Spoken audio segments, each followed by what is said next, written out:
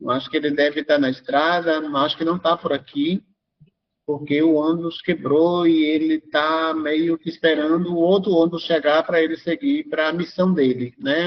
Deve ser ônibus de empresa de concessionária dada pelo Estado, empresa privada que faz transporte para o povo. E ele está numa atividade e ficou. Acho que ele não está aqui por causa disso. Então, só justificando, né? Então, para quem não me conhece, eu e Pedro, a gente inventou e coordena o Observatório e tem o Conselho Político, que a querida Roseni e outras pessoas também tão importantes quanto ela participa e ajuda, né? Então, e colabora com a própria construção do Observatório. Bem-vinda, querida. Eu torço que as divindades de sabedoria e luzes possam estar com a gente, com você nessa noite, já que você vai falar, né? Então, assim, quem fala sempre precisa, às vezes, dessas ajudas que nem todo mundo acredita. Eu acredito muito. Eu vou logo pedindo reforço.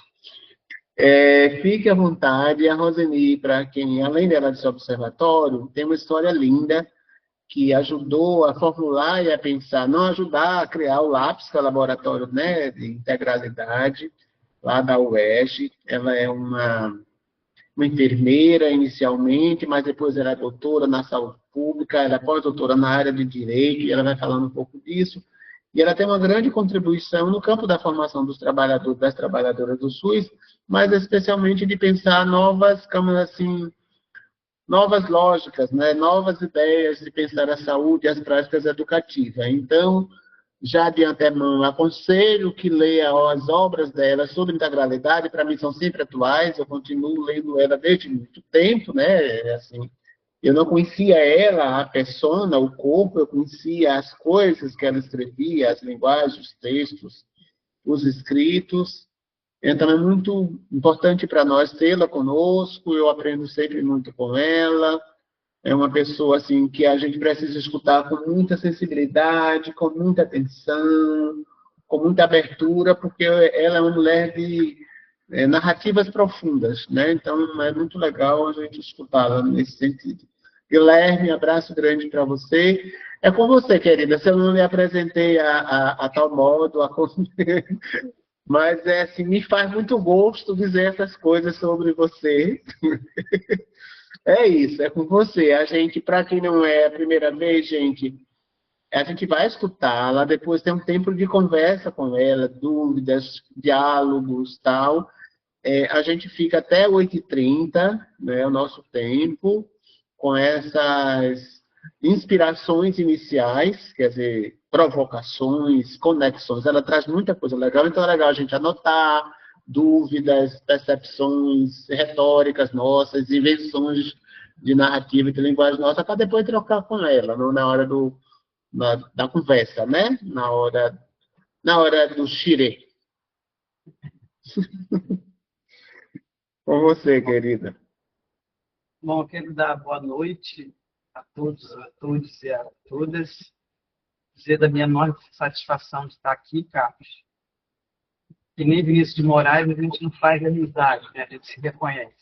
Então, eu me reconheço no observatório, me reconheço no Pedro, enfim, todo esse grupo que, de alguma maneira, mantém uma lealdade aos temas, né? Bom, gente, eu enviei aí a apresentação, não sei quem é que está da equipe, né? Mas antes eu queria falar que a escolha desse tema tem a ver com uma perspectiva, digamos assim, mais compreensiva, né, do papel da ciência, do papel da produção científica, mas, sobretudo, da articulação dos saberes e práticas de diferentes atores implicados, né? Então, não é uma apresentação longa, né? É uma apresentação curta, até para a gente poder dialogar mais, né? Isso faz parte de uma preocupação do laboratório desde 2018.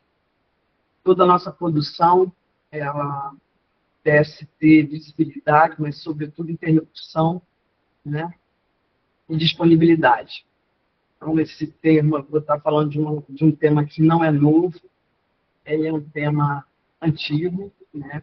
que diz respeito muito à noção de cidadania que a gente tem, a cidadania do cuidado, a cidadania da ciência aberta, né, que é um movimento que eu faço parte.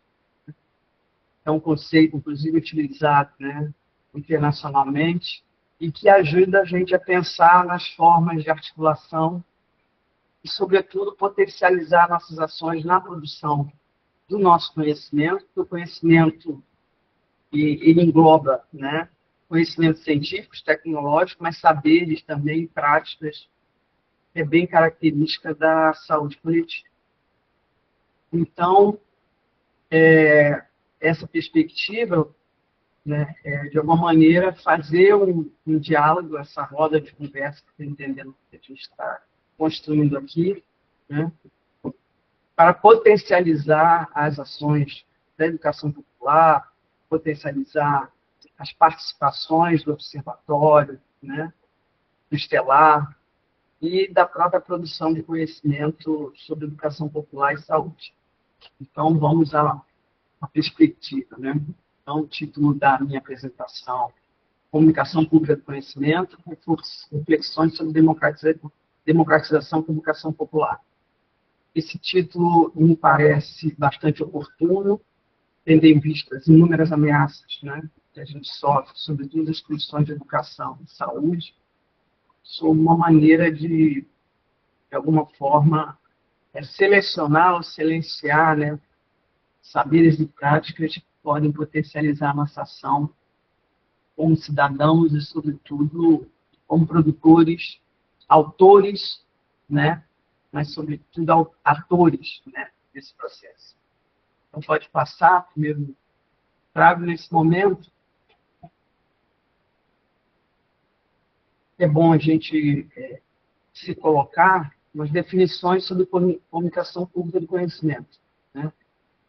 Essa primeira definição, eu gosto muito da Associação Brasileira de Comunicação Pública, não sei se vocês conhecem, é uma associação que vem se empenhando muito, sobretudo a partir do fenômeno da desinformação, que me parece que é um fenômeno que nos diz respeito, né? E que precisa, de alguma maneira, uma mobilização e ser combatido no que diz respeito a fake news, informações falsas, né? E eu entendo que a educação popular pode muito contribuir para esse enfrentamento. A primeira noção que a gente coloca aqui é a ideia da comunicação pública do conhecimento como processo de divulgação, disseminação e debate sobre o conhecimento científico e outros saberes para o público em geral, promovendo o diálogo, a participação cidadã, e a valorização da ciência e da educação como bens públicos. Esse termo é muito importante do bem público, tem a ver muito com a compreensão que a gente tem do bem público como bem comum, né? O bem comum a todos, que a gente cultiva para compartilhar e partilhar. E ele se apoia na ideia de que a ciência deve ser acessível e relevante para a sociedade, com o objetivo de formar uma cidadania mais consciente, crítica e participativa na construção de um país mais desenvolvido. A outra noção que os autores Costa e Allen, né, ele, de alguma maneira, é uma definição que aprimora mais, né? Ele fala de um processo de partilha, a ideia de partilhamento, não só de compartilhamento, mas de partilhamento, que cai sobre nós como a ideia de responsabilizar por aquilo que a gente está compartilhando. E aí a disseminação de saberes pela ciência, tecnologia e inovação para o público em geral, visando promover o desenvolvimento social, a cidadania e um debate informado. Isso é muito importante, o debate informado, que é para a gente se basear nas informações que a gente está oferecendo ao público que a gente está se direcionando, né? Então, as informações não é só uma... Entender também que as informações num relato de experiência têm uma potência muito grande e é que é a nossa responsabilidade também. Então, a gente tem um processo partido, disseminação, porque tem uma diferença entre divulgação e disseminação, né? Divulgação eu só coloco visível e vou divulgando em alguns canais específicos. A disseminação implica uma corresponsabilização e uma acompanhamento, né, dos efeitos e repercussões que o conhecimento tem, né? Ela se distingue da comunicação científica, que é a comunicação entre os pares. Eu me acho, faço parte dos ímpares, né? Não só dos pares, mas dos ímpares também. Que é uma ideia de promover o desenvolvimento social, a cidadania e o debate informado. E aí esse destino dessa comunicação científica, ao focar no público mais íntimo, usando uma linguagem acessível e diversos meios, promovendo o diálogo, o acesso à informação, a participação cidadã e a inclusão social, em contraste com a comunicação unilateral e unidirecional da comunicação governamental. Normalmente, o que é comunicação governamental? São as campanhas, são a divulgação de atividades e ações. Então, ela tem uma ação unívoca, né? E direcionada a determinada população, determinado público. Então, é importante a gente saber essas distinções. Próximo slide. Uma outra perspectiva, que é da Associação Brasileira de Comunicação Pública, ela é mais incisiva, né? Que é assumir, assumir a perspectiva cidadã em todas as formas de comunicação, né? Envolvendo temas de interesse público, que respeitam o diálogo, a informação e o relacionamento cotidiano nas instituições públicas do cidadão. E aí são as universidades, são escolas, né? São os serviços de saúde, e destina-se a garantir o exercício da cidadania, o acesso aos serviços, informações de interesse público, a transparência e a prestação de contas, né? A forma de comunicação, por exemplo, de projetos que a gente utiliza, a gente denomina de devolutivas. Devolutivas parciais, devolutivo final, é uma maneira de você validar, tem uma ideia de uma validação dialógica, né, com aquilo que você está produzindo, com pesquisar, né, ou com as pessoas e os atores implicados no próprio processo de comunicação e da produção do conhecimento. Então, normalmente ocorre um ambiente de formação, interação envolvendo o Estado com a sociedade civil, e zela pelos princípios constitucionais e democráticos. A existência de recursos públicos de interesse público caracteriza a necessidade de atendimento às exigências da comunicação, que eu chamo do erário. Se você está utilizando o erário, você tem que prestar contas, e são várias formas de prestação de contas. Uma delas é a comunicação pública. Que a ideia de transparência, portal transparência do governo. Ali está colocando todas as contas que está sendo gasto. Então, a transparência é uma forma de comunicação, mas ela por si só ela não dá desdobramentos sobre outros aspectos, né, que estão colocados na própria produção do conhecimento. E aí tem uma última definição que a gente construiu no âmbito do laboratório, que é a comunicação entendida no sentido dialógico, percebida pelo seu papel de promoção da participação. Repare, tem muita comunicação que não está preocupada, ou não é seu objetivo, promover a participação, e mesmo estimular a prática da cidadania. Então, a comunicação pública coloca a centralidade do processo de comunicação no cidadão, não apenas por meio da garantia do direito à informação e expressão, mas também do diálogo, do respeito às suas características e necessidades. O estímulo de uma participação ativa, acional e corresponsável. Nesse sentido, é um bem e um direito de natureza coletiva, envolvendo tudo que diga respeito ao aparato estatal, ações governamentais, partidos políticos, movimentos sociais, empresas públicas do setor, e até mesmo, em circunstâncias, empresas privadas. Né? Não me parece que, embora a minha formação, né, eu tenho dificuldade de entender o que é interesse público. Para mim, interesse é só privado. Né? A ideia do público é essa abertura totalmente radical, né? Radical que eu digo assim, de você estar expondo a liberdade de expressão, as suas distorções não, mas é a capacidade que a gente tem de dialogar. Pode passar?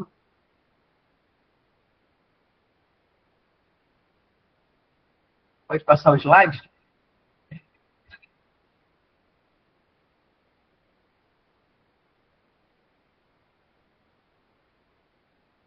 É o 4.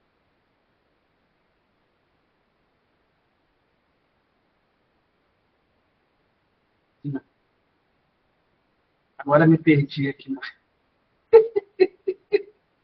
Pode. A velhinha aqui está com dificuldade de acompanhar. Pode passar aí. Tá, voltou para o primeiro. Pode passar. Aí. Então, é importante a gente ter clareza dos objetivos da comunicação pública do conhecimento, né? E esses objetivos, eles foram aprimorando ao longo dos anos. Sobretudo na maneira como a gente publicamente tem debatido, informado, comunicado as nossas ações e atividades. Então, o primeiro objetivo é a ideia da democratização do conhecimento. Tornar o conhecimento científico, tecnológico, acessível a toda a sociedade, não apenas os especialistas. Os meus colegas de universidade, de cátedra, eles acham que a prestação pública do trabalho deles é somente a publicação de artigos, que eu divido completamente. Não pode ser só a publicação de artigos. Eles têm que ter algum processo, alguma atividade, alguma etapa de dialogar e, sobretudo, de validar os nossos conhecimentos. Ou seja, tem relevância para as pessoas, né, do que a gente está produzindo e quais são as críticas. A outra coisa é a ideia do fomento à participação cidadã. É estimular a participação da sociedade em debates sobre ciência, sobre tecnologia, políticas públicas, baseadas em evidências científicas. Eu não vou entrar num debate que é muito polêmico, né, de evidências científicas, porque ela tem um lugar muito, muito particular, né, inerente ao ofício que a gente trabalha com a ciência. Eu não sou aquelas que jogam a criança para do banho fora. Com as evidências científicas, ela tem seu valor e elas precisam ser minimamente compreendidas, entendidas e até criticadas, mas com fundamentos, né? Tinha uma orientadora minha, Madel Luz, que ela falava assim: filhinha, você não vai ser uma opiniúda, né? Embora as opiniões sejam importantes, né? Mas, na medida que a gente está lidando com cuidado com a vida das pessoas, o nosso lugar de fala, se eu posso assim dizer, carece da nossa compreensão e respeito. O outro objetivo é a promoção da cidadania e democracia, né? Que é justamente fortalecer o exercício, a prática cidadã, né? Através do acesso à informação e da compreensão do papel da ciência na sociedade. Eu acho que a gente tem exemplos. A pandemia talvez seja o maior e mais marcante exemplo, né? A gente pode aprender muitas coisas, a gente vai continuar aprendendo, né? Porque elas não se esgotam, até porque nada é definitivo. A gente não sabe se não vai ter outras pandemias, se a gente vai ter outras polêmicas. E com acesso universal às tecnologias digitais, que não tem regulação, e aí se coloca numa questão muito delicada que requer da gente atenção. E um outro objetivo que foi incluído já a partir da pandemia é o combate à desinformação, né? Tem a ver com a luta contra a disseminação de pseudociências, da anticiência, informações falsas, que podem se aproveitar das controvérsias científicas. As controvérsias científicas têm que existir. Esse é um leitmotiv da ciência, né? Inclusive, ela se mobiliza, ela tem uma dinâmica a partir das controvérsias, né?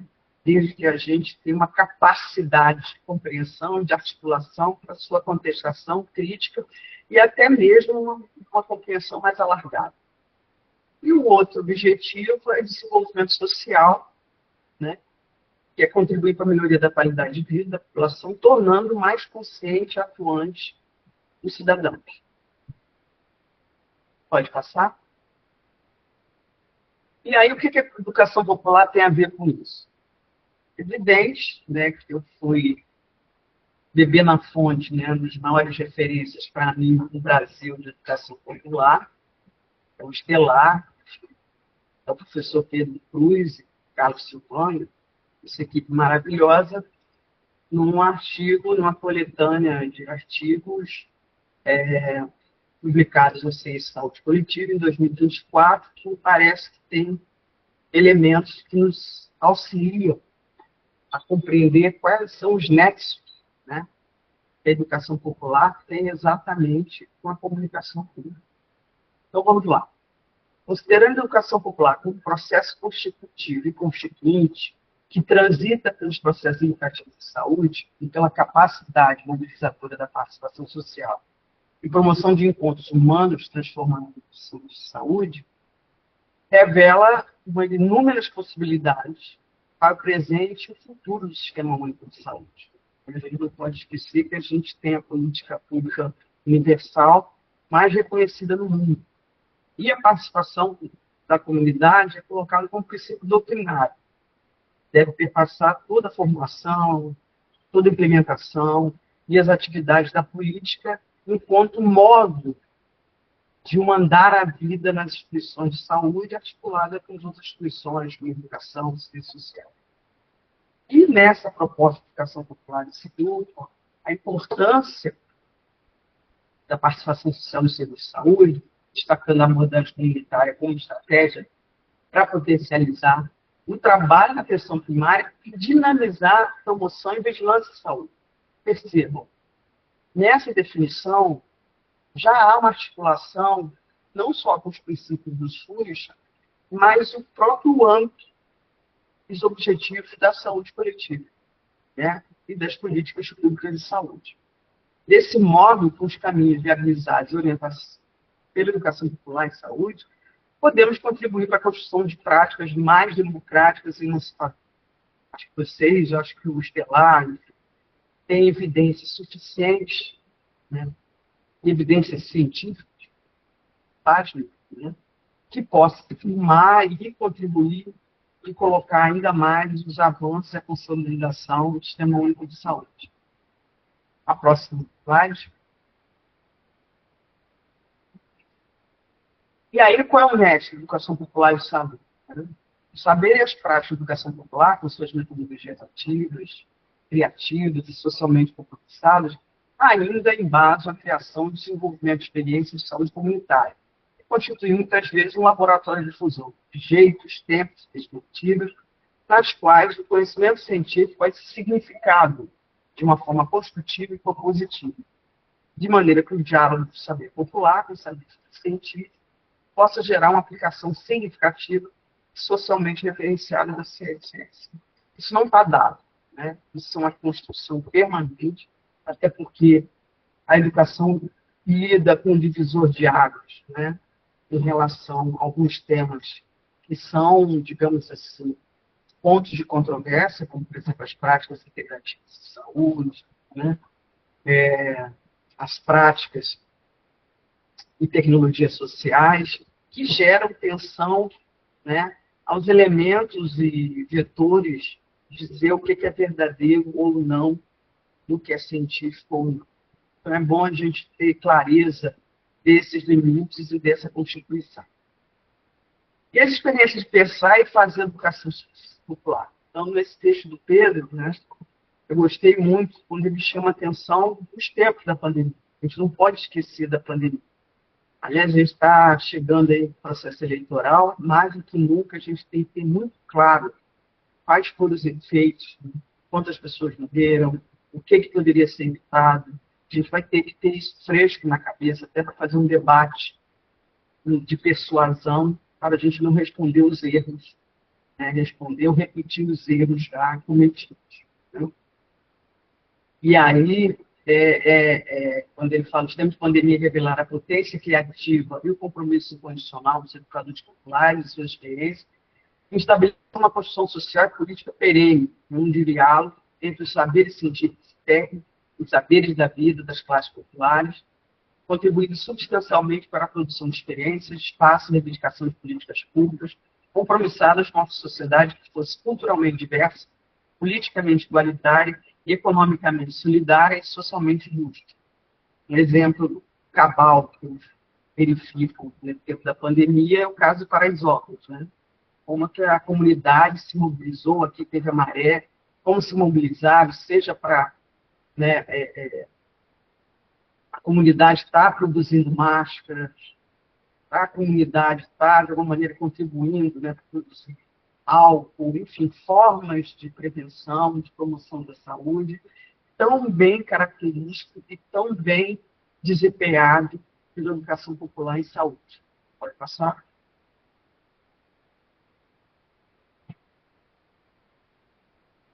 Aí eu destaquei alguns elementos, né, alguns princípios e características da comunicação, que eu diria amistosa da educação popular. Primeiro, a linguagem acessível, né? A utilização de meios e linguagem que garanta a compreensão por diferentes segmentos da sociedade. Princípio do diálogo e escuta. Estabelecimento de fluxos de comunicação bilaterais que permitam a interação, a escuta e a consideração das necessidades do público. Outro princípio é a inclusão. Tem que ser inclusiva, garantindo que todas as faixas etárias e grupos sociais tenham acesso à informação. O uso de múltiplos canais, né? Utilização de diversos formatos e mídias, como eventos, vídeos, blogs e redes sociais, para alcançar diferentes públicos. E a transparência, né? A divulgação ética e responsável com a transparência nos processos de informações relacionados à ciência e inovação.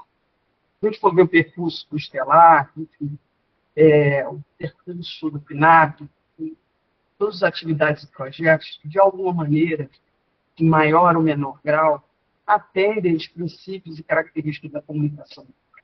Talvez a gente necessite de alguma forma de sistematização, né, para possibilitar a maior visibilidade desse trabalho, né, que é gratificante, é emocionante e nos possibilita as inovações, né, entendendo inovação por um tripé, né, a ideia de inclusão, 2, a capacidade que a inovação tem, né,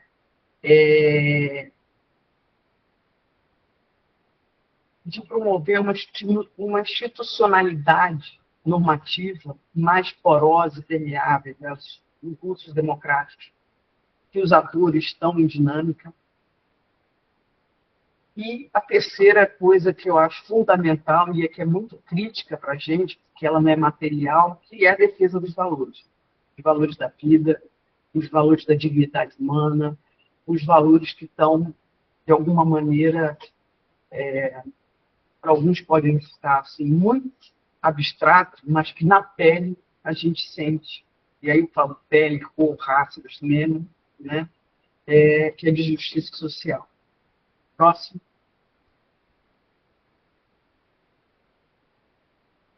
E aí tem uma questão que, para mim, ela é um tema, enfim, de saberes e práticas, que funciona como nexos éticos, políticos, pedagógicos, da comunicação pública e cívica, conhecimento, que é a participação. E aí eu vou entrar nas grandes definições, as inúmeras definições sobre participação.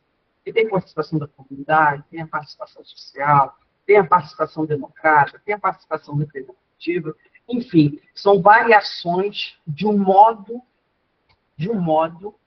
de viver em sociedade, né? E como a gente entende do que seja política e como a gente entende ação política. Eu, por exemplo, defino o cuidado como ação política, em diferentes planos, né? Em diferentes vertentes. Então, é fundamental. E aí lá vou, né, pesquisar no professor Clínico, né?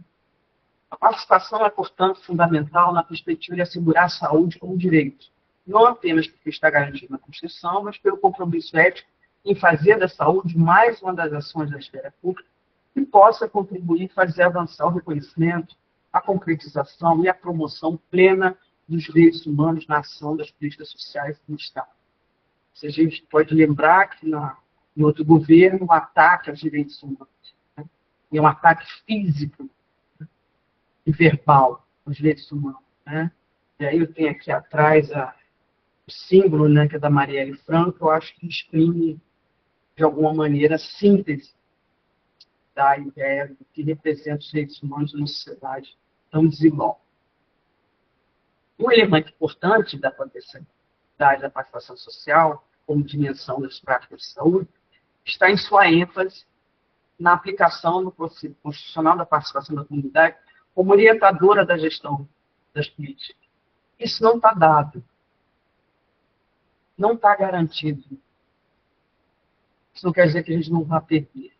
Na medida que a gente tem um Congresso que tem, né, e o Senado que tem, a gente, a qualquer momento, pode ter uma revisão e a gente pode perder.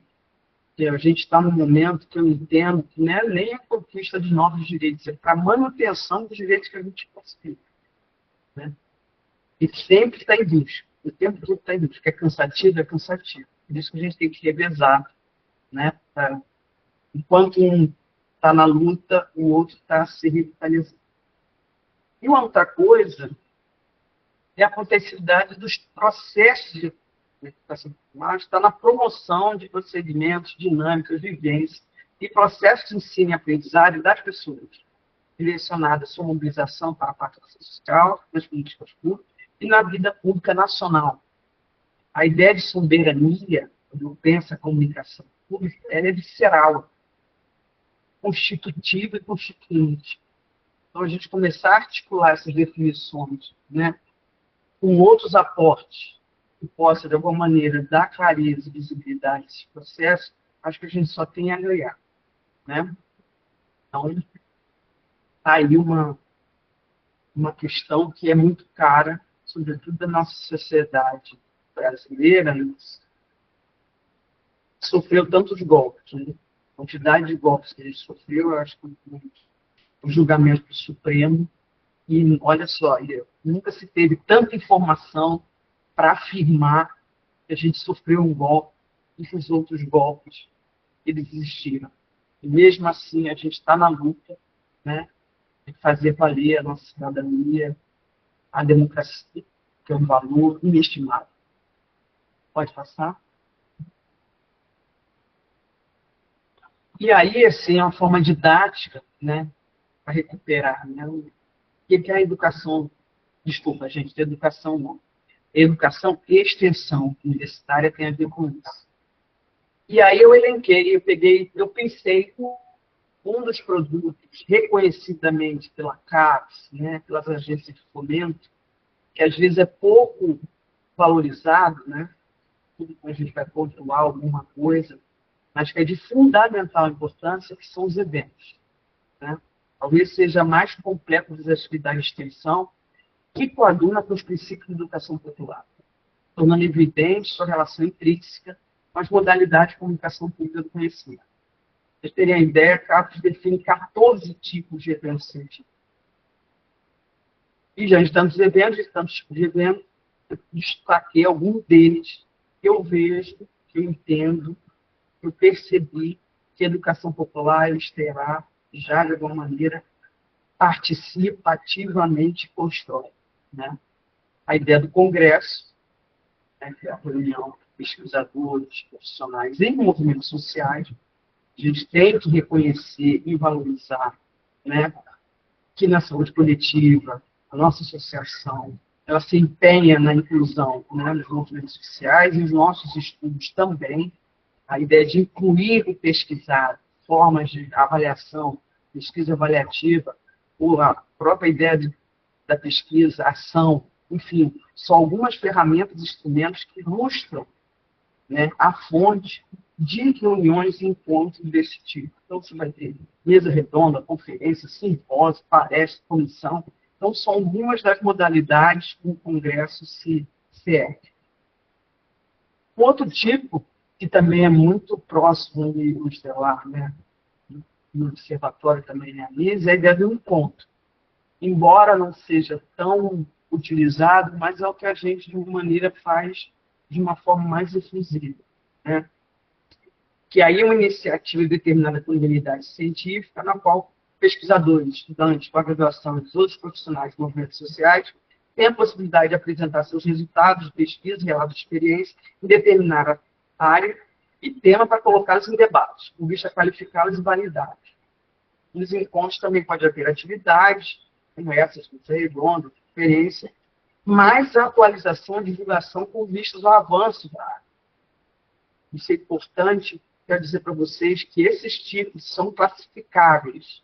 E quem trabalha com a formação, sobretudo em pós-graduação, é muito importante que vocês atualizem seus livros, identificando esses tipos. Né?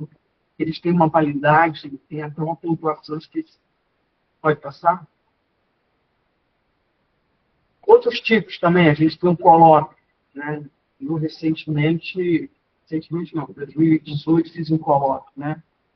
Sobre o pensamento da Hannah Arendt, que é uma modalidade que permite, em menor porte, especificar o diálogo dos diferentes atores implicados, a partir de um toque para a questão específica, de modo a promover o avanço no entendimento deste ou gerar questões a serem investigadas como continuidade.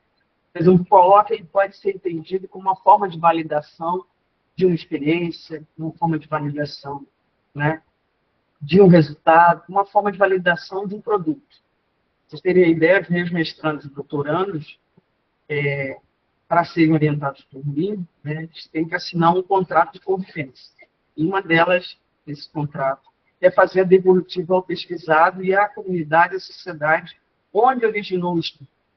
Então, eles apresentam em audiência pública, eles apresentam na Câmara de Vereadores, eles apresentam, né, quando podem, né, digamos assim, tem algumas instâncias que são muito importantes, como, por exemplo, a Conitec, né, que é a incorporação de tecnologias no Sistema Único de Saúde, a defesa que você faz, né, um conjunto de conhecimentos, que aí inclui saberes também dos movimentos sociais, da Conitec, por exemplo, eles são fundamentais para a garantia do direito, né, fundamentais para a incorporação do direito.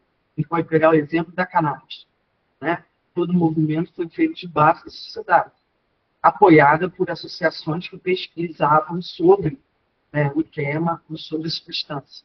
E aí, de alguma forma, foi incorporado e muitos cidadãos e usuários foram beneficiados com medicação humana, sobretudo em casos de epilepsias, enfim, problemas neurológicos, e melhoraram essa qualidade de vida. Vocês veem o quanto é importante a participação e a maneira como a gente comunica publicamente o conhecimento que nós produzimos. Aí tem a reunião, né, que é uma atividade muito utilizada por nós, o seminário, que normalmente esse termo é utilizado para grupos de estudo, né? O próprio Estelar trabalha muito, e o Lápis também, né? Onde os estudos, os resultados são expostos oralmente, né? Que você pode ter formas e modalidades de eventos que trabalham com outras perspectivas, e o fórum, né? Um fórum, ele se caracteriza por uma reunião menos técnica, mas ela tem o objetivo, princípio, de efetivar a participação de um público interessado para o tratamento das questões relevantes para o desenvolvimento científico, ações sociais, em benefício de grupos específicos e da humanidade em geral. Isso é muito importante o que eu estou falando, gente, porque a gente tem uma discriminação muito grande com a extensão, e a extensão ela não tem os aportes e apoios, por exemplo, né, de editais que favoreçam a sua expansão ou o seu aprimoramento. Se eu não me engano, acho que só as FAP, as Fundações de Amparo à Pesquisa do Nordeste e do Norte, que lançam editais de pesquisa e extensão. Por exemplo, foi lançado excelente pela FAP, a FAPEAN, Fundação de Apoio, né, do Amazonas, Pesquisa Amazonas, e assim é fantástico a maneira como eles apoiam, né, as atividades e a liberdade que os pesquisadores têm de fortalecer a extensão. Então, é muito importante que a gente participe, né, e contribua, e que no nossos sites, pesquisa de grupo, ofereçam essas informações e, se pudesse, faça um varal digital, né, um varal digital com os eventos que foram realizados. Isso é uma forma também de sistematização do conhecimento e, sobretudo, memória. A gente tem que pensar nas gerações futuras, né? Então, a ideia é... E aí fazer um corredor digital, enfim. Eu, por exemplo, participei do grupo que fez o projeto Memória da Comissão de Ciências Sociais e Humanas da Abrasf, nos seus últimos 30 anos. A gente fez uma linha do tempo onde Um eixo era só os cartazes do evento, todos os congressos de ciências sociais humanas da praxe, e o outro eixo era um contexto. O que acontecia no campo? E normalmente era colocado revistas, matérias, entrevistas, que davam ideia dessa dinâmica nesse processo de tempo, né? Da formação, da criação. Pode passar?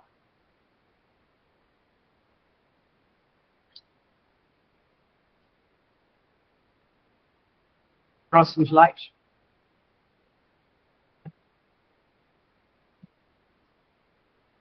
E aí eu finalizo, né, com algumas provocações. Né? Então, logo, quais seriam os desafios para a educação popular? Democratizar o conhecimento nas atividades acadêmicas, científicas e tecnológicas com as comunidades e a sociedade. Né? Que tem uma delimitação enquanto sociedade civil. No meu tempo era sociedade civil organizada, né? Agora sociedade. É importante ter essa clareza, né? Que para mim é um fortalecimento das práticas associativas, é um modo que nós organizamos e tem história, e nos alavanca, né? E nos coloca como um banco de críticas, de aperfeiçoamento, de intervenção no diálogo. E aí eu pergunto, né, para vocês, o que vocês pensam sobre isso em relação ao SUS na interseção com a educação popular? Então, eu coloco, são reflexões para pensarmos no que estamos fazendo, como agir em nosso cotidiano na fusão de horizontes e projetos de felicidade, mediante a solidariedade de conhecimentos na luta por uma justiça social, econômica e socialmente referenciada. Quando é que a gente faz isso? Aqui e agora. Termino a minha apresentação e agradeço a todos aqui. Obrigado, querida. Eu vou ler logo os comentários, porque para a gente não ficar esquecendo já, tem muitos comentários, eles estão disponíveis. Eu vou pedir ao pessoal para juntando esses comentários em um bloquinho só, para a gente, inclusive, pode mandando para mim, eu vou mandando para a professora Roseni, se ela puder ler. Dá para ler aqui também, mas eu vou... As pessoas começam a dar boa noite inicialmente, né? Mas depois as pessoas começam a entrar no movimento com ela. E o Marcos, ele faz algumas perguntas. Movimento social na educação popular, qual é a estratégia? Não se pode ficar no controle social. Acredito que foca a vida através da intersetorialidade. A Elis Luciene, ela coloca que na pandemia nossas informações chegaram através de cometa, nas proas dos nossos barcos, o povo recebendo a comunicação nas beiras de suas comunidades, um processo sofrido com as fake news, e aí fake news já é um objeto, né, grande para a gente já trazer para dentro, pelas redes sociais, e minaram os povos ribeirinhos. A gente já vai compreendendo que ela é uma pessoa ribeirinha, né, uma lutadora, possivelmente do campo, das águas e da floresta, mas ribeirinho, né? E a comunicação popular foi gerida pela própria comunidade. Exemplo, as informações passavam por um filtro a partir da juventude local, então a comunicação se tornou de fato e de direito, ou seja, havia aí uma preocupação em não deixar passar tudo, né? Assim, dava uma selecionada. Marcos volta com a ideia dos boatos, né, fake news, porque tem boatos que não são fake news, né, também. Alguns boatos são fake news, alguns boatos... Boa tarde, que a Rosalia está dando aula hoje aqui. Não, foi fake news, não está sendo fake news. Boato é uma categoria popular de dizer que estou a me comunicar. Né? Ouvi dizer que vale a pena confirmar tudo, né? Na minha terra é o galo cantou, mas não sabe onde. Aí conta a conversa toda atravessada. Quem escuta o galo cantar e não vai investigar. O galo cantando, lembremos-nos de João Cabal de Melo Neto, né? Daqui do Nordeste, enfim. E aí ele coloca isso, chega aos nossos ouvidos, mas a participação social formal a nível de SUS é fundamental a existência de conselhos de saúde. Aqui aí ele já vai defendendo os conselhos, o uso da sabedoria das pessoas, enfim. E aí a Elisa, ela traz de novo que era só uma gripezinha, coisas do tempo, né, da Covid, a partir dos negacionistas, do homem que está doente, né, assim, desejou tanta maldade, fez tanta maldade, e agora, lógico que também tem fake news, né, na produção da narrativa da doença dele, né? Eu, particularmente, tenho acreditado que a doença dele pode ser grande, pode ser pequena, né?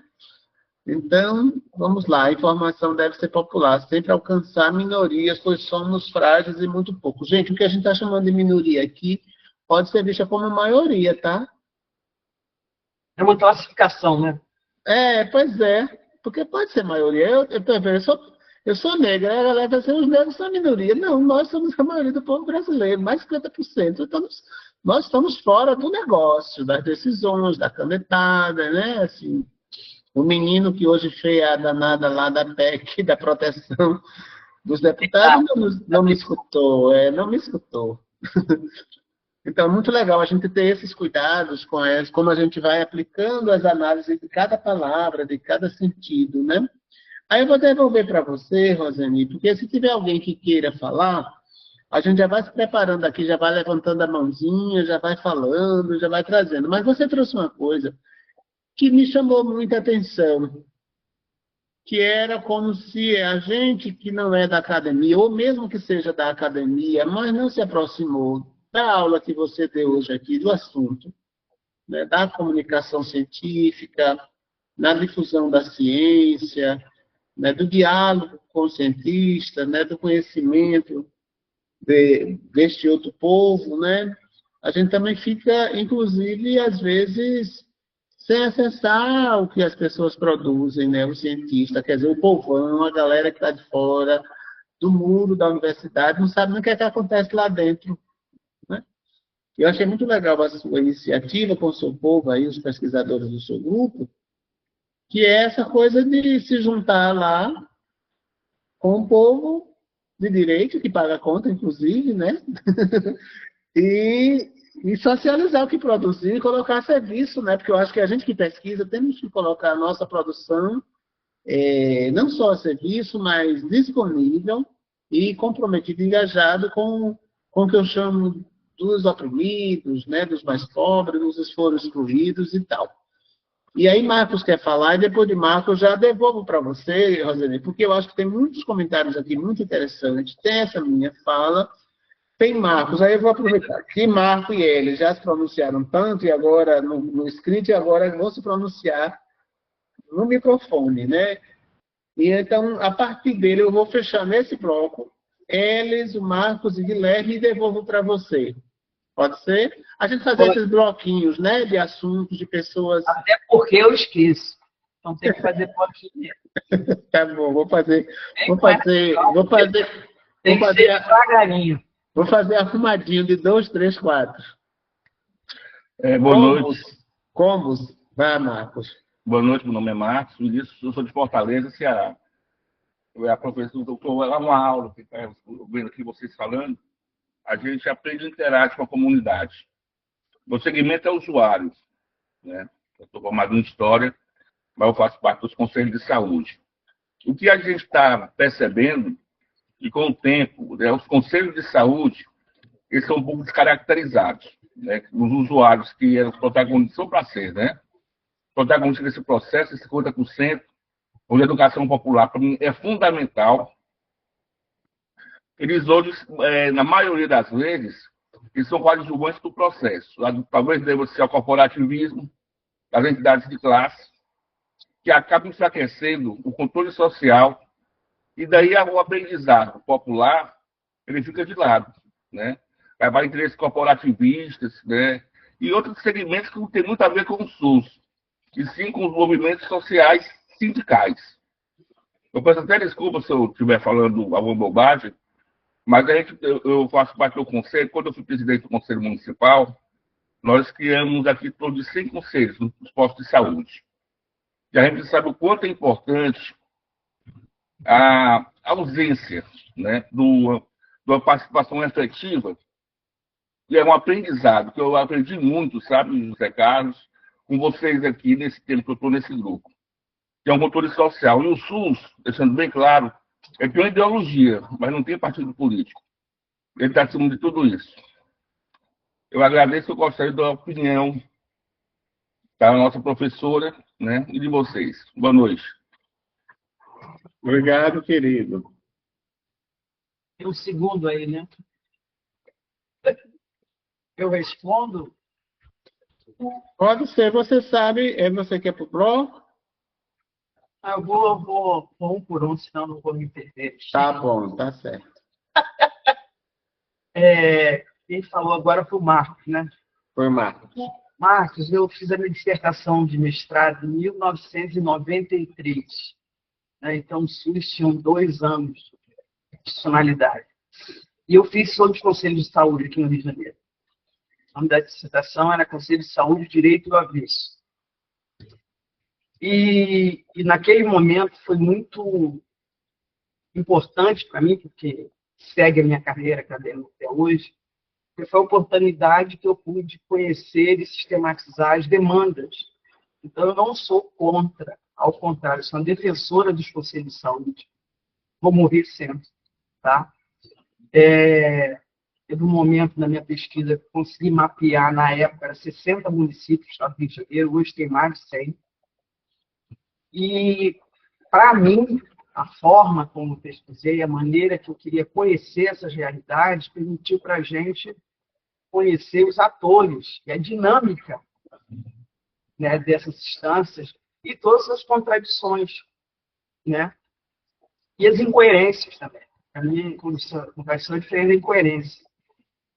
Então, é importante que tenha uma crítica muito grande colocada em relação à democracia participativa, né, e à democracia representativa. Eu não entro em debate raso, que é uma oposição à outra, está equivocado isso, totalmente equivocado. A gente tem que coadunar, tem que coabitar tanto o conselheiro como o representante de um movimento social ou de uma comunidade, associação de moradores, tem que coabitar.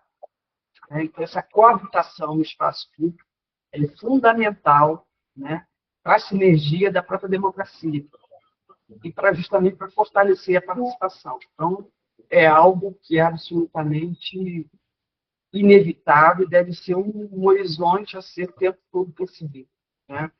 Então, acho que qualquer fala, ao contrário disso, visa enfraquecer as instâncias, o arcabouço jurídico, normativo, institucional do SUS, todas as nossas possibilidades de uma participação ativa cidadã.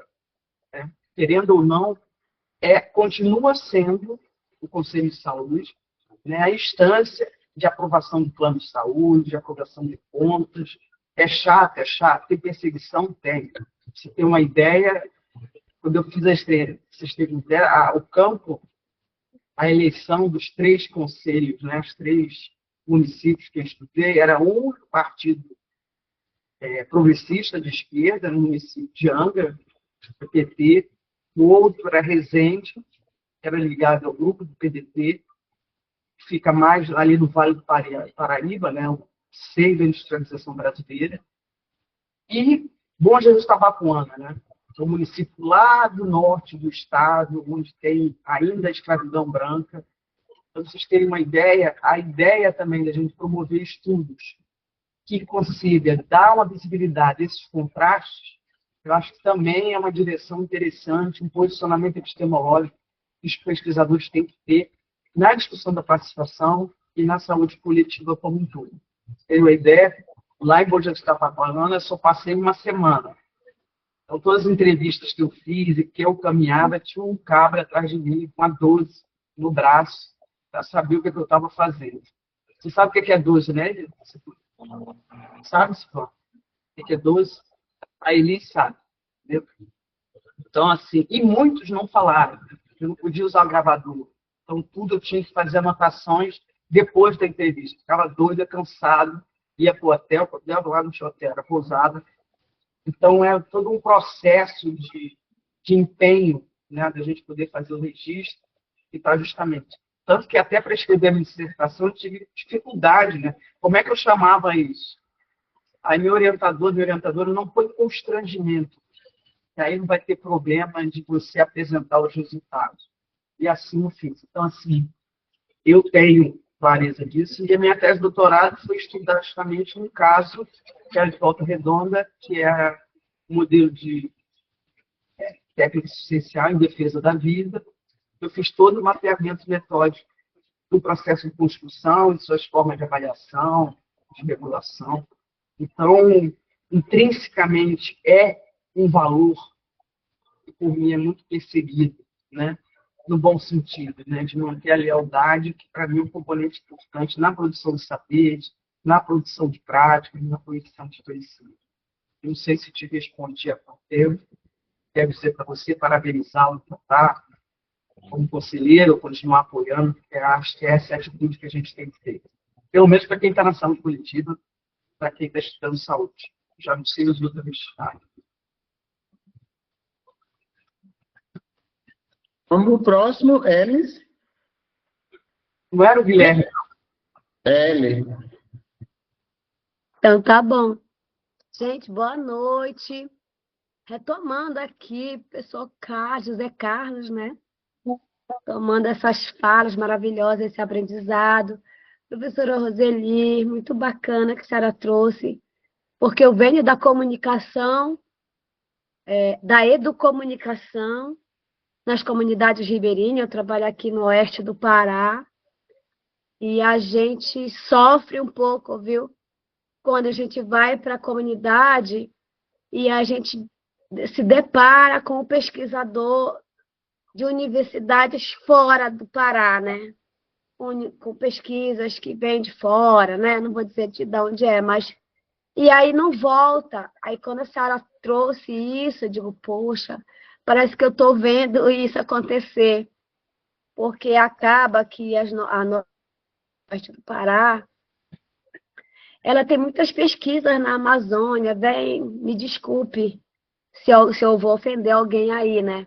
Mas tem muita gente que vem muito lá de fora do Brasil e de outros estados estudar a Amazônia, né? Em várias sequências. E como eu sou educomunicadora e trabalho na frente também da saúde, da comunicação, como melhorar ou como repassar a informação através da educação permanente em saúde para as comunidades que a gente trabalha, eu me preocupo com as pesquisas que são feitas, né, dentro dos territórios que a gente trabalha, não só de outros e outros, né?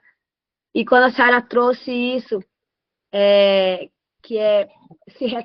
era tão bom se o pessoal começasse a retornar as pesquisas assim, mas que eles viessem apresentar o que está acontecendo aqui na nossa região. Eu vou falar de 3 anos para trás, né? Antes da pandemia. Aliás, antes da pandemia, o pessoal mandava o estudo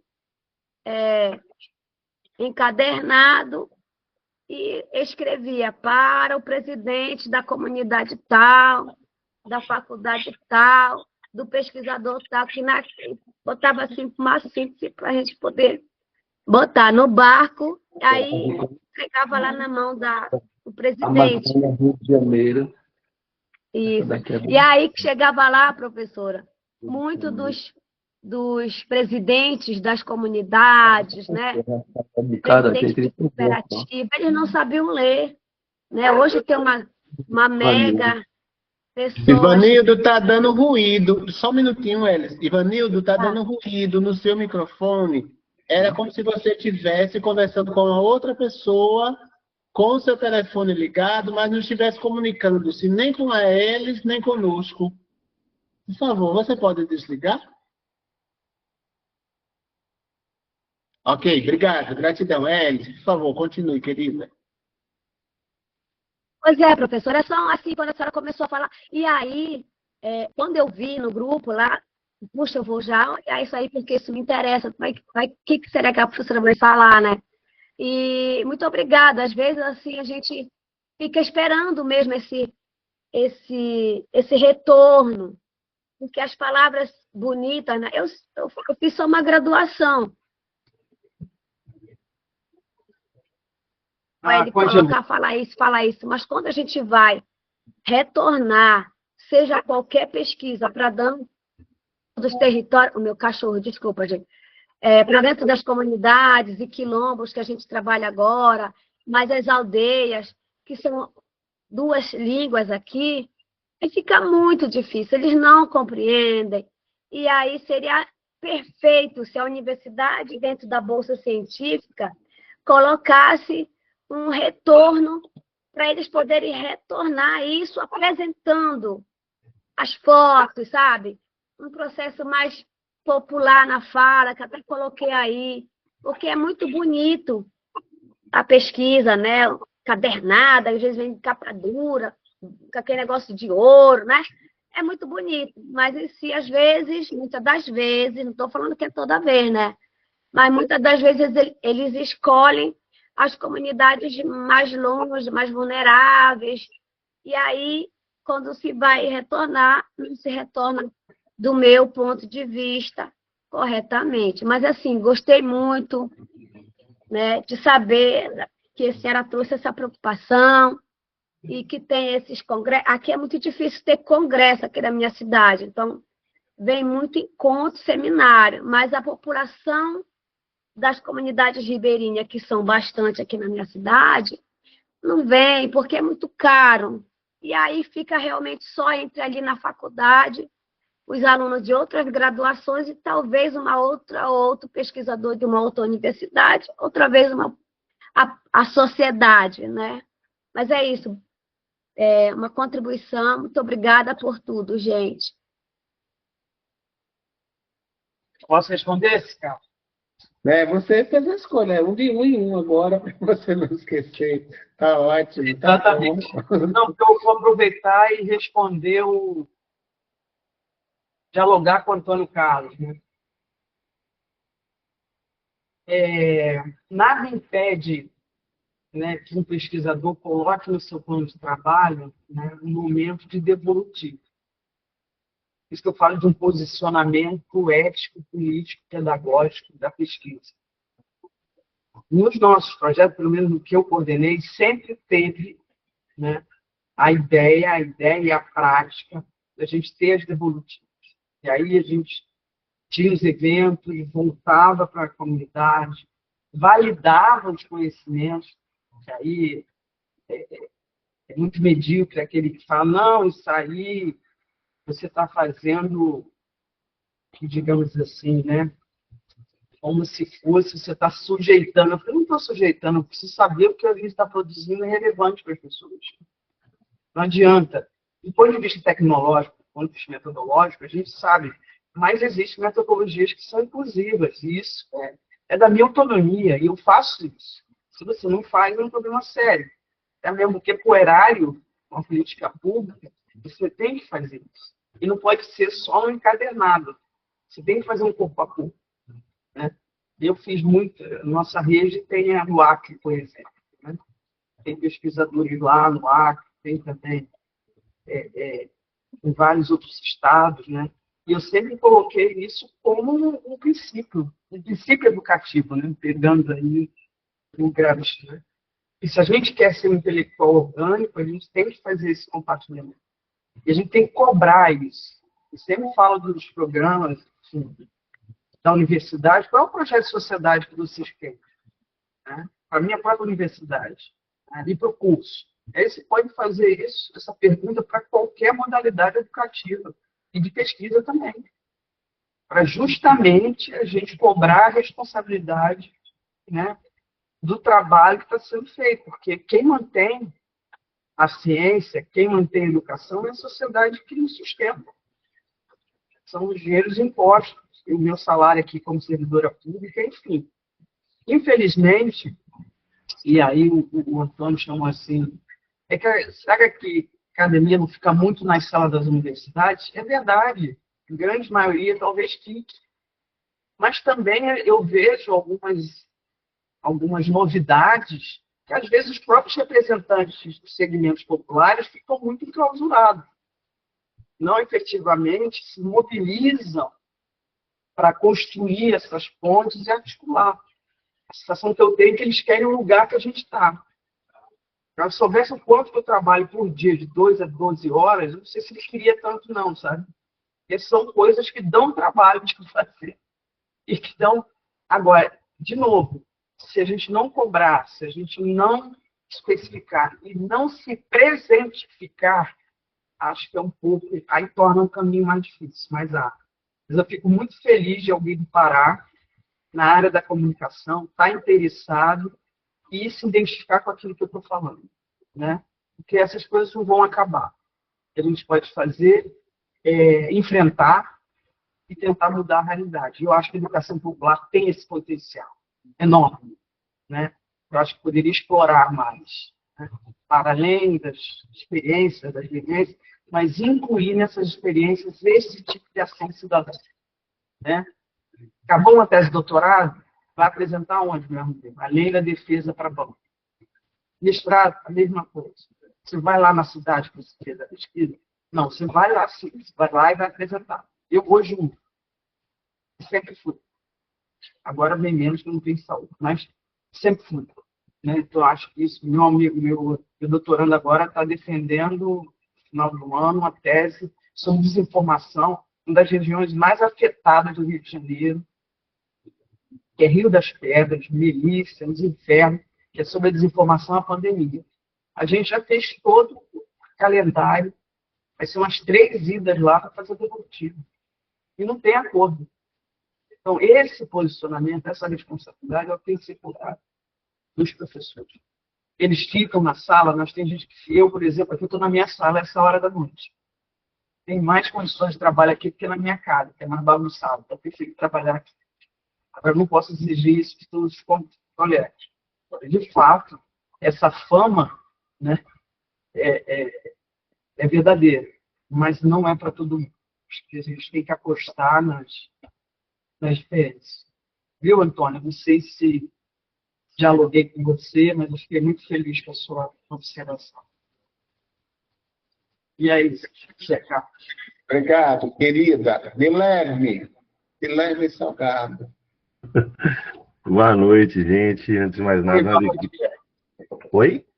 Boa noite, Pierre. Boa noite, Roseni. Que alegria estar aqui com você, com o Carlos e com toda essa turma aqui, né? É bom demais estar em espaços de conversa, de diálogo, né? Sincero, né? Com gente bonita, fina, elegante, né? Como diria o sincera. Sincera, né? Eu sempre troco, Roseni. Eu sempre coloco, essa quase que é mania de poeta. A gente sempre tá participando da composição dos outros, né? Brincando com as palavras dos outros. Exato, né? Então, eu sou educador popular em saúde também, né? Sou sanitarista, transito por alguns lugares aí da arte, da rua, da permacultura, estou sempre inquieto com algumas coisas, como vários de nós. E hoje eu estou me aventurando novamente no universo da academia, né? Estou fazendo doutorado depois de quase 20 anos de formação. Tem esperança.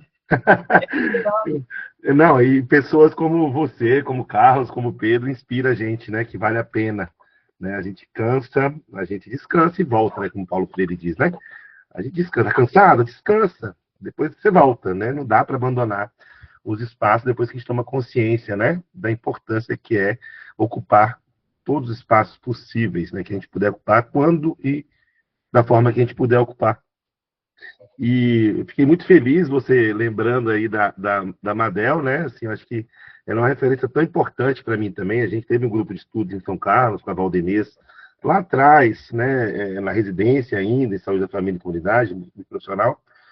E me marcou muito, né? O exercício que a gente fez a partir do texto dela, né? Da racionalidades médicas, né? Como que a gente coloca inverte a lógica, né, da ciência, né? Aonde que a ciência está? De que ciência que a gente está falando, né? Dessa ciência contemporânea, né, ocidental, né? O que tem de ciência, né? No saber afro-ameríndio, né? Tá aí Nego Bispo, né, para provar para a gente, no pensamento contracolonial, o quanto que tem de ciência, né, nos quilombos, por exemplo. Né? Então, o quanto que a gente pode, aí acho que a educação popular, acho que foi muito legal você trazer esse paralelo, esse diálogo, né, dessa questão da comunicação com a educação popular, e quanto está próxima, né, quanto que elas flertam, estão juntas, né, misturadas, e quanto é importante a academia também dialogar com isso, pensar que exercício de humildade que a academia pode fazer para reconhecer como ciência o que está sendo operado bem antes dessa ciência, né, que a gente chama de ciência ocidental. Né? Eu acho que esse diálogo é super importante. Não que os movimentos populares, movimentos sociais de base popular, reivindiquem isso, né? Mas eu acredito que dentro da ciência é importante a gente estar dialogando com essas outras ciências, né? Dialogando com a própria Madel, né? Para a gente ir de pé de igualdade mesmo, né? Tem critério, tem método, né? A ciência popular tem método, né? As ciências populares, e trazer isso para um campo do diálogo, né? Honesto, né? Sincero. Acho que além de tudo isso que a gente está discutindo, né? Dialogando com isso, eu queria saber de você, assim, né? Para dialogar aqui, o que você pensa sobre essa minha provocação, assim, vamos dizer, né? O que a gente pode fazer nesse caldo aí também, que para além da questão da... O pessoal fala muito de você retribuir, né? De você restituir, né? Dessa restituição com a comunidade, o quanto que o pesquisador, né? Ele está exposto, disponível a dialogar com as outras ciências, né? Eu, para mim, não entendi como provocação, não, Guilherme. Eu acho que é tão verdadeira a sua provocação que eu acho que eu me senti até privilegiada de escutá-la, né? Nesse sentido. Eu penso que enquanto a gente ficar pensando em disputar saberes, eu acho que atrapalha muito. Por isso que eu acho que a questão do posicionamento epistemológico, se você se coloca claramente, né? A Madel, como uma gramsciana, eu sempre me ensinava assim, a ciência ela tem que ser clara para a dona de casa. Né? Então, se não é clara para a dona de casa, você não está fazendo ciência. Né? Então, mas isso tem a ver porque nós somos contra-hegemônicos. E não é mal ser contra-hegemônico. Agora, você tem que ter clareza do ônus e do bônus. Né? E ter muita tranquilidade, porque vai ter hora que não vai rolar. Agora, não falta ferramenta. Isso que eu acho que a educação popular, e eu estou descobrindo agora, tá? Carlos Silvano, que diz que me conhece há muito tempo, né? Me conhece mesmo. É uma pessoa muito querida, que eu aprendo demais. Acho que tem a ver com ancestralidade também. Mas eu aprendo com vocês e com ele todo dia. Né? Então, assim, Pedro. E aí eu entendo que eu sou um aspirante da educação popular. Né? Depois é que eles foram me revelando que, de verdade, eu sempre tive a ver de alguma maneira.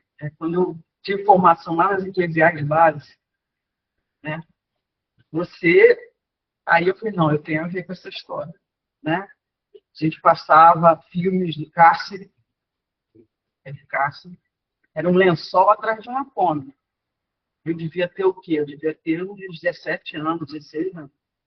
Então, assim, essas histórias, por isso que eu acho que a gente tem que investir na memória, sabe? A gente investe muito pouco no mundo.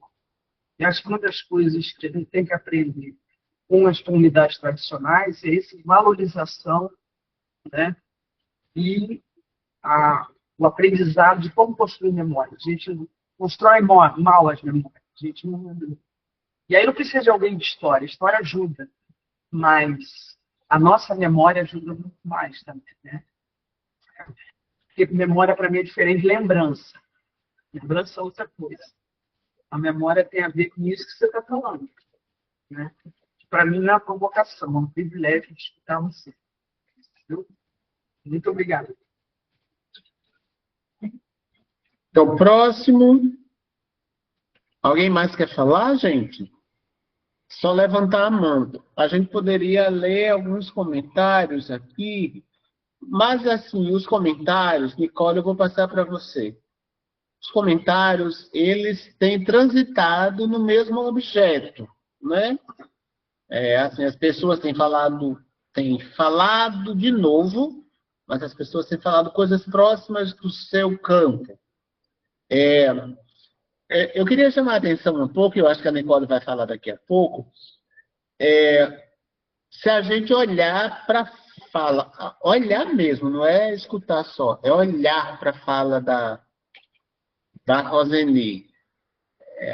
Toda a narrativa dela, ela falando e se comunicando. Então, para a gente perceber que na fala dela, a ação comunicativa para a difusão da ciência está ligado à ação educativa, que é o lugar da ciência. Quer dizer, assim, eu produzo conhecimento quando ensino, quando aprendo, quando investigo, e ela está dizendo, isso aí a gente já faz, mas a gente não tem divulgado muito, ou melhor, a gente tem divulgado nas revistas científicas, nos congressos dos cientistas, a gente conversa entre a gente conversa entre muita gente, é tanto que a gente chama da comunidade acadêmica, né? Uma comunidade cientista. E aí tem umas falas aqui, aí a de Elis e a do Marcos, diz assim, sim, mas e agora? O que é que a gente faz com essa outra galera que não é da comunidade científica? E ela disse na fala dela, olha, além da própria comunicação, uma perspectiva engajada socialmente, comprometida humanamente, democraticamente, libertariamente, e que pode se apoiar, na educação popular, a gente pode divulgar. Ela disse, os meus orientandos, que goste, que não goste muito, assinam comigo um compromisso, que não é com ela, é com a comunidade de onde ele veio, é com o povo dele, ela só facilita e dá uma prensa no cara, e diz ali, você é de Rio de Pedras, velho, sinto muito, mas vai ter que voltar para lá para socializar o danado que você produziu aqui na UERJ, no lápis, mas foi a fonte de inspiração, o campo foi lá, você é de lá, é isso que ela está dizendo. Então é legal a gente transitar nessa conversa dela, e tudo que a gente for falar aqui, a gente tentar fazer um diálogo, porque do contrário a gente se perde também, e nem aproveita o que ela nos disse, e nem ela aproveita o que a gente está dizendo, porque a gente não vai se comunicar. Então, Nicole, me diga aí o que é que você anda pensando em termos de comunicar a sua narrativa depois que escutou a professora Roseni. A Nicole é lá da UEA, não é, Nicole? Também? Boa noite. Boa noite, Movimento de Mulheres. Tudo bem? Sou Rosana Freitas, paraense, moro no estado do Rio de Janeiro, né? Sempre fiz a condição da base, educação popular. E a educação popular, para a gente, né, no Pará, era uma coisa assim, muito escassa. Mas depois, com o tempo, a gente foi aprendendo, né? O Fórum de Mulheres, com outros movimentos, viu? Então, foi avançando um pouco abaixo, né? Porque apesar que os municípios são longe. Aí, quando eu cheguei aqui no Rio de Janeiro, não é por menos, né? Porque a educação popular, para a gente, é algo bom de aprender, mas eu tenho um método muito bacana, né? Aqui, quando a gente vai fazer com os alunos, com os idosos, quando a gente vai para a comunidade, avanços dos municípios, a gente faz o jornal, né? O jornal para a gente ainda existe. O livro para a gente ainda é importante para nossas crianças. O jornal, então, que a gente tem uns quadradinhos de revista, a gente também usa. Então, para a gente é muito fundamental. Viu? Nós sempre participo aqui do Rio de Janeiro da reunião presencial da educação popular, mas é viável isso. Viu? Eu estou muito feliz de estar aqui com vocês, participando do observatório, né? Então, é muito bom mesmo. Tá bom a gente, um dia que sabe se reunir, né? Presencial mesmo, viu? Só se reunimos foi em Recife, foi em Brasília. Então, acho assim que é gratidão, viu? A educação nossa, viu? É muito bom. Viu? Obrigada. A Nicole saiu. Eu acho que ela estava querendo E aí parece que ela foi se enganchando com o microfone, com os equipamentos dela, e a moça do movimento entrou em cena, e aí agora a gente procura a Nicole. Ela disse que Outra pessoa. não pode mais continuar. A Nicole está com o pódio fechado. Ela está aqui sim. Ela vai participar, é? Vai falar? Qual é o próximo, depois de Nicole? Enquanto Nicole se ajeita, se resolve, se arruma. Tem alguém que quer falar, gente?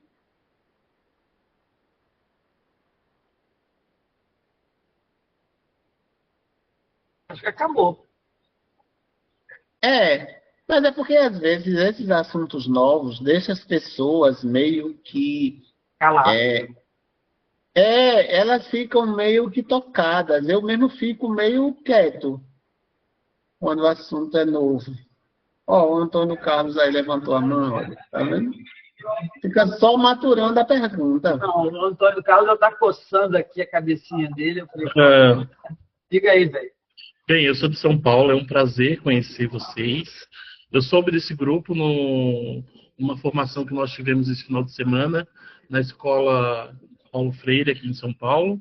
Teve uma formação de educação popular e eu acredito que tinha uma pessoa do grupo, que faz parte do grupo, e sinalizou que teria essa palestra, né? Esse encontro aqui online. E aí, assim, além de ser muito freiriano, eu também sou pedagogo de formação, mas atuo na assistência social com população de situação de rua aqui em São Paulo, né? Onde o meu mestrado na USP é sobre exatamente isso. Eu faço mestrado em Humanidades, Direitos e outras legitimidades na Faculdade de Sociologia e Filosofia. E aí eu estou pesquisando, especificamente, memórias e trajetórias da população em situação de rua que sofre com a questão da saúde mental na cidade de São Paulo. E aí, junto com a Universidade Federal de Minas Gerais, a gente tem um observatório onde, assustadoramente, depois da pandemia, nós temos hoje na cidade de São Paulo 92 mil pessoas em situação de rua, né? Que não são pessoas separadas, mas são famílias que moram literalmente nas ruas com cachorro, com gato, com TV, com filho, e é isso. E na cidade de São Paulo. Eu acho que a pergunta, ela vai dentro desse norte, porque aqui em São Paulo, pelo menos dentro dessa realidade, há uma realidade de a maioria dessas pessoas, infelizmente, estão no contexto de negritude, são pessoas pretas ou pardas, muitas mulheres e homens que estão postos numa questão de drogadição, seja ela crack, ou bebida, ou alcoolismo, alguma coisa nesse sentido. E uma coisa que eu percebo muito, professora Roseni, é que não há comunicação pública para divulgar isso. A comunicação pública ela não acontece, porque não há informação dos meios de comunicação falando dessa problemática.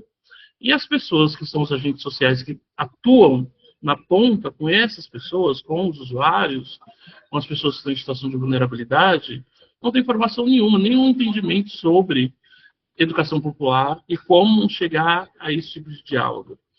Mas sim com uma outra vertente, que é a vertente do que a gente está vivenciando do medo, que é esses discursos de você está na rua, então o seu problema é a falta de Jesus. Vamos orar aqui para que você saia dessa condição.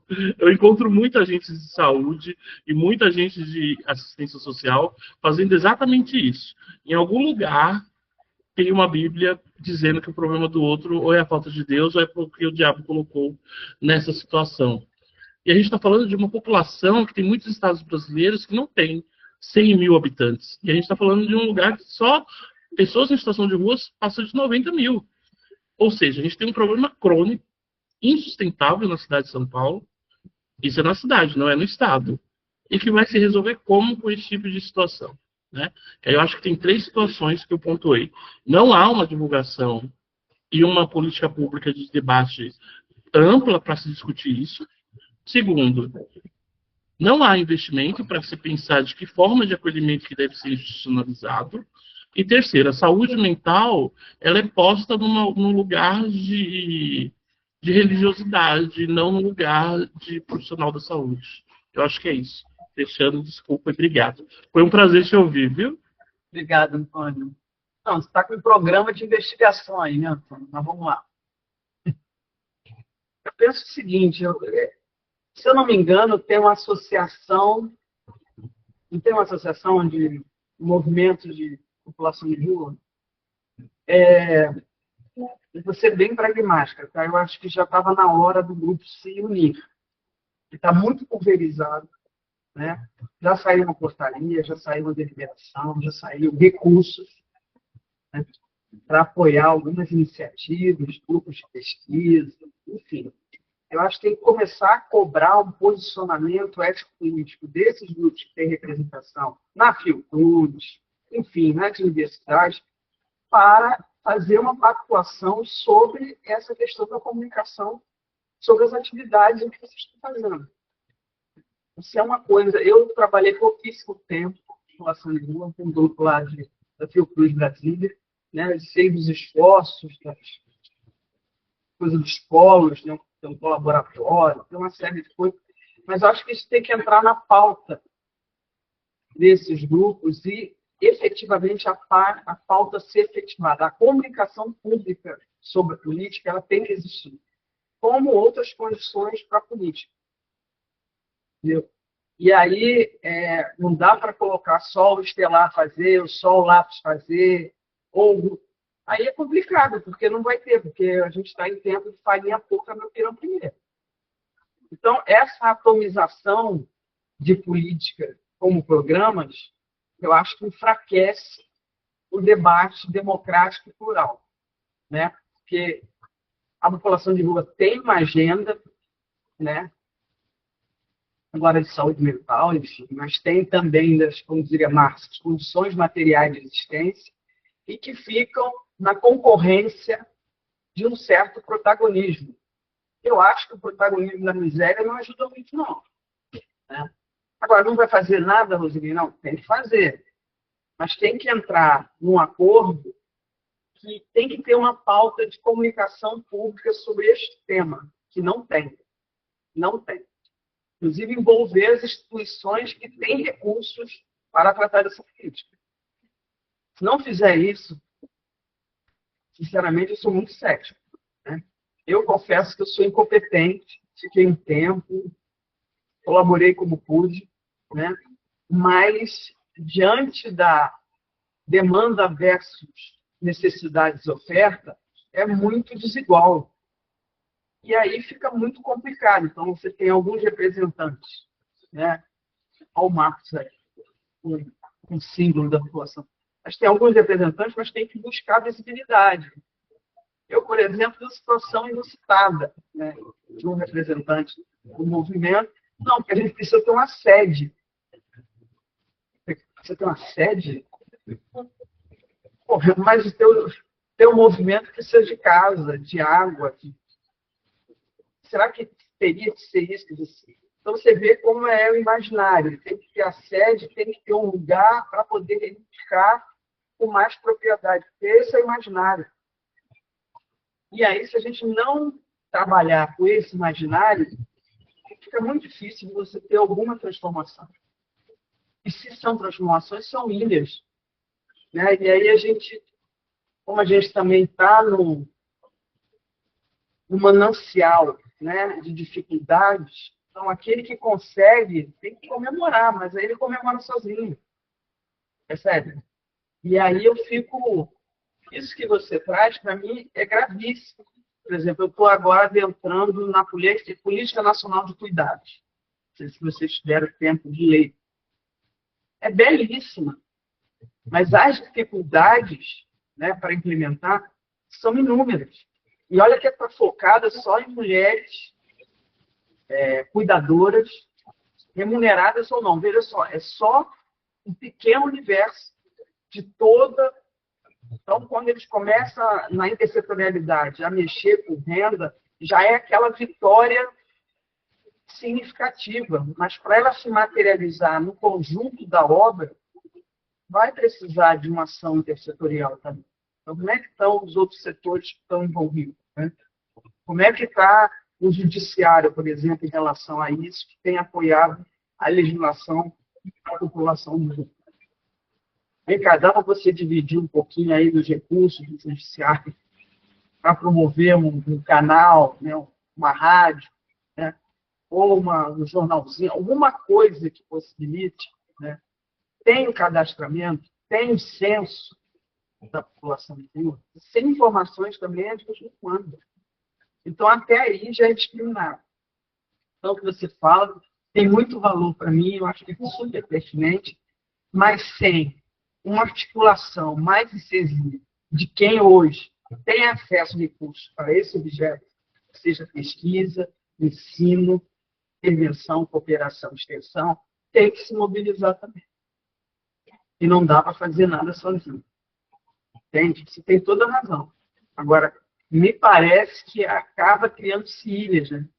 E olha que eu conheço um pouquinho, né, do trabalho de São Paulo, população do Rio, é super elogiado. Agora, o alcance, se esse alcance, o menor que seja, não ganha visibilidade pública, não ganha comunicação pública, fica muito mais difícil. Você tem toda a razão. Espero que eu tenha respondido alguma coisa que possa acrescentar na imensa experiência que você tem, que eu me sinto um aspirante, um aprendiz, e estou disponível para colaborar no que necessário. Gente, estamos quase ao final, mas ainda temos alguns minutos, né? Eu estava pensando aqui, conversando com os meus botões, que talvez a gente pudesse estar escutando Roseni como se fossem aquelas palavras que não são finais, mas são palavras que terminam sistematizando toda a conversação, né? O observador levantou a mão aí. Gente, é só para lembrar vocês de assinar a frequência, o link está nas mensagens, tá bom? Muito bem. Olha, justificando a assinatura, tá? Assina, porque pode depois querer uma declaração que participou e a gente só vai poder dar se tiver assinatura no link. Quando junto uma série assistiu a um monte de sessões, assisti tantas sessões, aí a gente vai poder, né? Vai entrar lá no sistema e vai assim, Antônio participou de 1000 sessões, aí ganhou um prêmio. Quer dizer, tem gente que quer o certificado e quer a declaração, mas a gente, né? Só vai poder emitir se tiver com as assinaturas. As pessoas, às vezes, esquecem de assinar. Tem uns meio diferentões que dizem que assinaram, mas não assinaram, porque dizem que assinaram, mas a gente não localiza a assinatura. Eu já fico desconfiado, né? Eu acho que ele não assinou. Mas, enfim, assine, por favor. Né, amiga? Não é, Sara? Isso mesmo. Eu vou devolver. Eu vou devolver para a Roseni, porque a gente já chegou ao final, de fato, para essas palavras delas de considerações, e depois eu encerro aqui. De fato, ela pode encerrar, mas a gente sempre agradece ao convidado, faz aquele floreio todo, né? É sempre a gente o anfitrião. Enfim, não, assim, o que eu quero dizer da minha enorme gratidão de estar aqui é sempre um aprendizado muito grande. Eu só faço um convite a vocês com esse tema da educação popular, explorar, porque tem todos os atributos. Acho que eu demonstrei um pouco, né, os atributos da comunicação pública com o modus operandi da educação popular e que vocês já realizam. Talvez pensar nos próximos projetos, no financiamento, né, dedicar parte deles para essa vertente, né? E pensar que isso é extensão, sim. Pensar que isso é ensino, sim. Que é pesquisa, sim. Mas é pela extensão, na minha compreensão, viu, Carlos? Que a gente consegue um leque de possibilidades e de articulações bastante memorável. E com a recomendação da CAPES para incluir a extensão nos programas de pós-graduação, para mim, eu vejo também como algo muito auspicioso, né? Que possibilita o apoio e a integração e articulação da pós-graduação com fomento, incentivo à disseminação da metodologia de educação popular, né? Já que temos pessoas que aqui e em outros lugares também que já reserva uma experiência bastante inestimada. É isso que eu queria dizer, Carlos. Não mais do que isso. E muito obrigado a todos por estar aqui até essa hora. Legal, Roseni, muito obrigado, né, pela contribuição. Gente, obrigado a todo mundo. Eu acho que quando a Roseni faz esse convite, ela termina convidando todos nós, incluindo o observatório, incluindo outros pesquisadores que estão aqui vendo, escutando pessoas que não são pesquisadores, porque a gente pode não estar na academia, mas a gente pode se aliar a pesquisadores da academia para fazer com gente coisas. Então, a gente precisa também parar para pensar isso. Às vezes, os movimentos sociais, eu lido muito com eles, eu sou dele, né, sou dos movimentos sociais, apesar de estar também andando, pirulitando por dentro da escola, né, da academia. Às vezes, um diz que um é fechado, o outro diz que o outro é fechado. Eu acho que os dois são abertos e os dois são fechados. Porque eles são universos muito distintos e, às vezes, tem dificuldade de... É tipo porco-espinho, sabe? Que teria que ter muito jeito para não morrer no grande frio da Antártida, né? Do gelo ártico. Mas eu acho que dá para conversar, dá para fazer coisas juntos. São dimensões diferentes de existir, mas não podemos estar separados, não. Não somos tantos. O pessoal do parlamento é, assim, 500, né? Por aí afora, mas onde faz cada coisa, inclusive essas últimas invenções. Né? Então, a gente tem que estar mais junto, fazer mais coisas juntos, e é isso. Sara, obrigado. Obrigado, Sara. Obrigado, Estela. Obrigado a todos. Lídia, Vicky, obrigado. Obrigado, Pedro. Obrigado a todo mundo. Boa noite. Boa noite, querida. Boa noite. Boa noite. Boa noite, gente. Obrigada, Roseni. Obrigada a todo mundo que contribuiu. Tenha uma excelente noite. Tchau, gente. Até a próxima. Tchau, obrigada. Gente, um abraço. Até já.